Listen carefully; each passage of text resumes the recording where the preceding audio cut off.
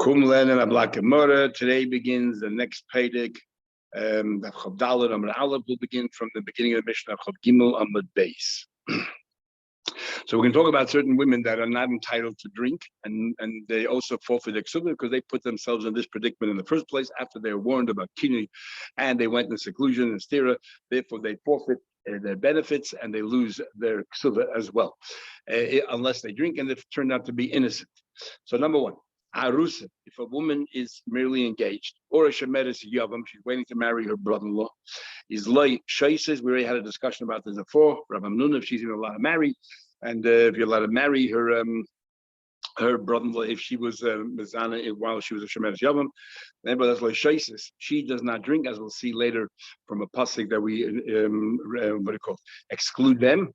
But because she put herself in that situation, therefore she doesn't have the ksubah. And even if you hold that you're allowed to, if you don't follow Rambam, you hold that she's allowed to marry her brother, but he doesn't have to marry her brother. He doesn't have to marry her, and he has a good excuse why he doesn't, and therefore she forfeits ksubah. Because if she brought her upon herself, then that's it. It's a act of forfeiture. It says, "Ashetisha isha tachas isha," that if a woman deviated from her husband, so prat. Arusa is not yet married, so they're not fully married yet, so it's not really her husband. Or a Shemeres Yavam, not really married yet, so it's not a husband. Almana leKohen Gadol. What about a widow to a Kohen Gadol? A widow to a Kohen Gadol on her own, even though it's forbidden to marry to live together as Mahatayda, nevertheless, she is entitled to a ksubah because we're going to assume that it was he who seduced her rather than she seduced him because she knows the consequences. In fact, she feels the full brunt of the consequences and he walks away scot-free. She now becomes a halala. In a grusha, the chalutza kind had a grusha, and every time we say grusha, we always throw in chalutza, which is a drabbanic form of get. A chalutza is where the brother-in-law doesn't want to marry, so then he has to give a chalutza. Lekoyin hedget, and a chalutza lekoyin hedget. A koyin hedget should not marry chalutza, which is only also in the rabbanon. Or a mamzeres and an asina yisrael. A mamzeres is forbidden to Yisrael. The sin, the big argument is rabbanon or mahatera. Rashi says that Dr. Melech made the Gzera. Mamzer. These are all women who shouldn't have married the husband in the first place. Are they entitled to give her kinyan stira? All in the sin, loy shaises, they don't drink. They don't drink because since it's not really suitable to be a husband and a wife, therefore they don't drink. On the other hand, because she cannot prove her innocence, and therefore she forfeits her ksubah. Talking about it further. Because she brought it upon herself. Another category of people who do not drink nor they take the ksubah. If she confesses that she's tamei, she doesn't drink. The whole purpose of drinking is to verify whether it happened or not. Or a witness that came along and said that she's tamei. And if she says, I refuse to drink. So you refuse to drink, fine, but she does not take her ksubah to prove her innocence. What about if I'm a baile in a mashkin? Husband said refuse her to drink, then it's the husband's fault. She's definitely entitled to ksubah. Or he did something wrong. He shouldn't have lived with her, had intimate relations on the road. Then she's entitled to ksubah. But she doesn't drink, again, because the husband has to bring her and the husband is not. What about mesa balein? If the husband died, let's say the Sotah, that was after the warning, sometime in the interim, the husband died, and the husband has to bring her. But he can't. Or ad shulishas, before that has a chance to drink. Shammai says no she takes the ksubah. She doesn't drink. She doesn't drink. The husband not to drink, but she could take the ksubah because she's ready to prove her innocence, but he can't. And Basil says means since she cannot drink, nor is she entitled to take her ksubah as well. What exactly is the argument between why Shammai holds she is entitled to ksubah? So not, we'll see later. Let's say she was pregnant with somebody else's baby, or she was nursing someone else's, then the husband died, or divorced.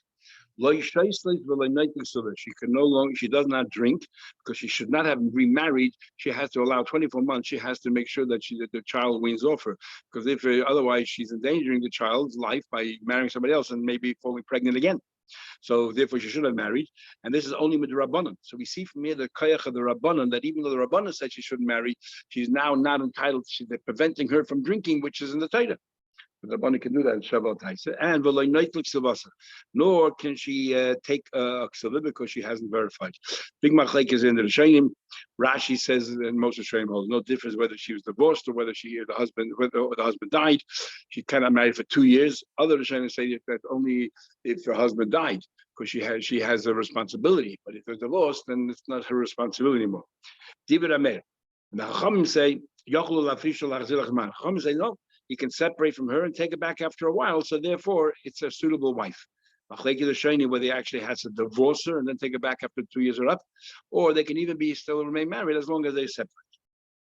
Idleness, if she is an idleness, which means it's literally the word ram, that she's not capable of having children, for example, she doesn't have any female, there's no femininity, or Zakena, she's old, that she's not able to bear children, which ain't really, or she's not, for whatever reason, she cannot have children, she's sterile, and she took some like Rachel, she's sterile, for other reasons that she cannot have any children, and all of these cases, the husband has a mitzvah puravu, so he shouldn't have married her. Again, he's not entitled to give her to drink, because he should have married her. It says, no, even though this particular woman is not suitable, but since the man could have married somebody else, so therefore it's considered suitable.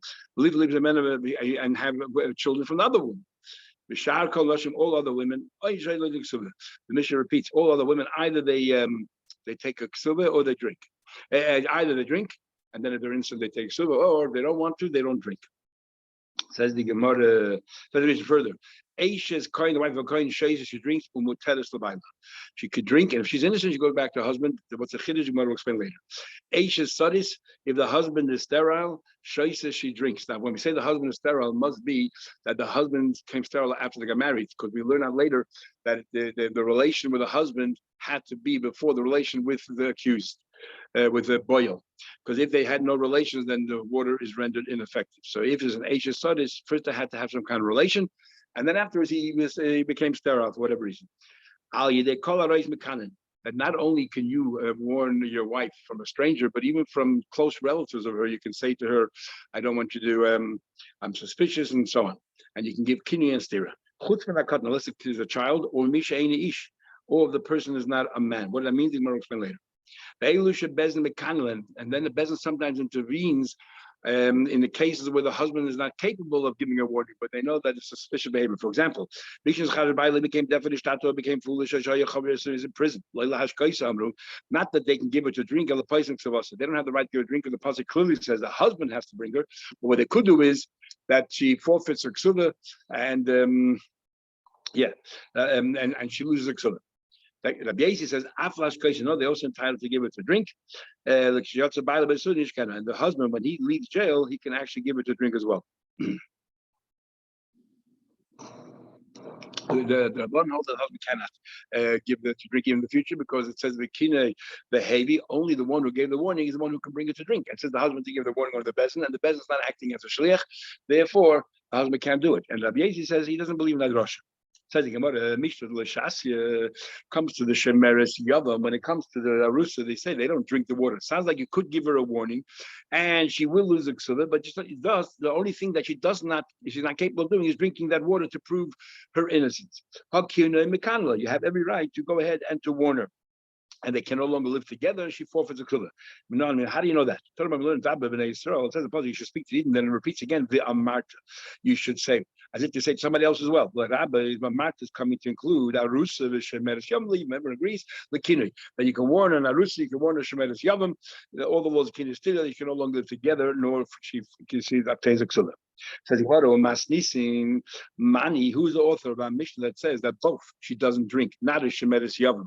That's not only kinui, but there's no drinking, not a shemeres. Also arusa, both of them is Rabbi Yonasan. Because we actually have an argument Rabbi Yonasan as to whether a shemeres yavam drinks or not. Our Mishnah says a shemeres yavam does not drink. Obviously follows Rabbi Yonasan. What's the story?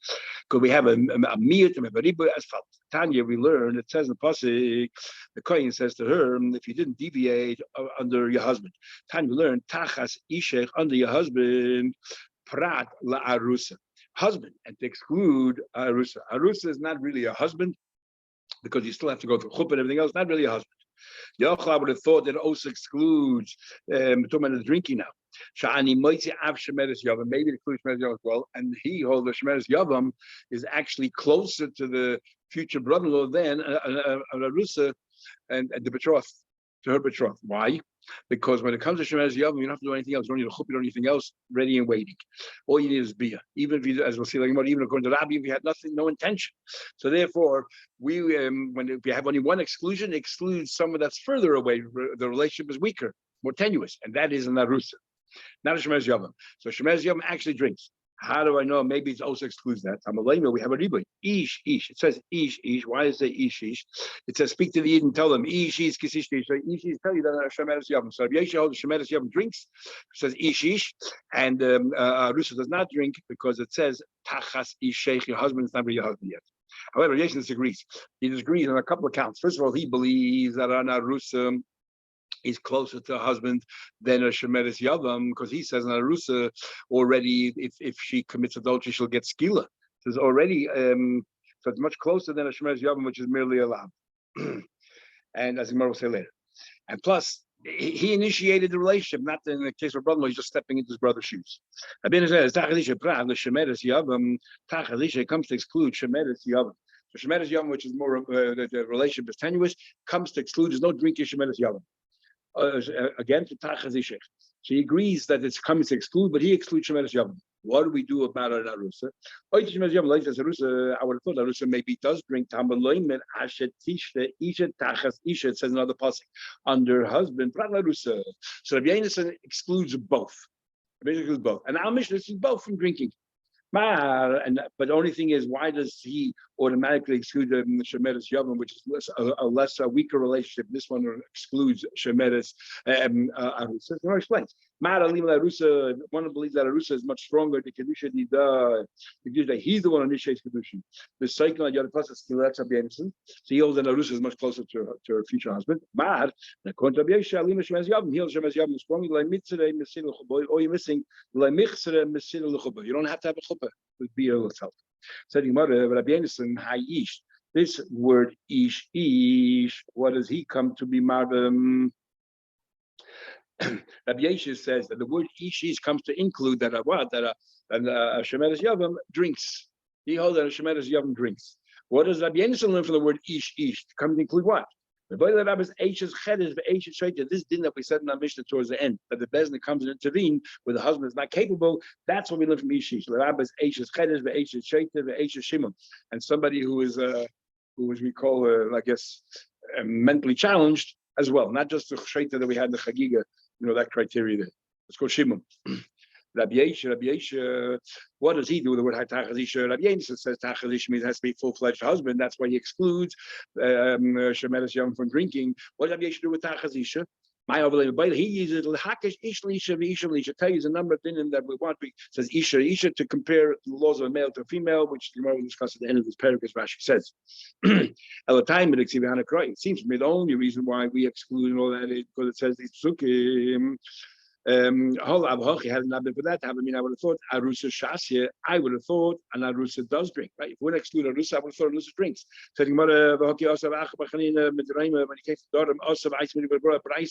it says another passage where it says over there that it says there that if you deviated under your husband, that if you had a relationship with another person apart from your husband, and we learned that your husband had to be first, you first had to have an intimate relationship with your husband before you had a relation with a stranger for the water to be effective. But if you're merely engaged, right? If you're merely engaged, then you had no relationship. Or the same thing with the Shemeres Yavam. So how can the water b'chlal be effective? What do I need a pasuk for? I already know from here. But the stranger wasn't your first intimate relationship. We find it, for example, we had that in Yehuda. They were very intimate, even though they weren't married yet. So perhaps in a case where they didn't behave properly and their husband already had an intimate relationship with his kala, so therefore the husband was first. And you need a pasuk to tell you that nevertheless he doesn't give it to drink. The Kabbalah, the same thing by Shemeres Yavam. Same thing here. The brother-in-law had relations with her before they actually consummated their relationship. Might ask the question, what do you mean? How's it work with Shemeres Yavam? The moment he had beer with her, it's his wife. Because Rav says you don't have to have kavanah anymore. So I understand if they had relations, still not married yet. But because kala bled rachel, all those things. And you need chuppah. But when it comes to a brother-in-law, as soon as they had relations, they're already married. Says the Gemara. Hi, Shemeres Yavam. How can you still continue calling them Shemeres Yavam? Ishta Ma'al, you see, it's Mamash's wife. Rav said, kind of like completely his wife.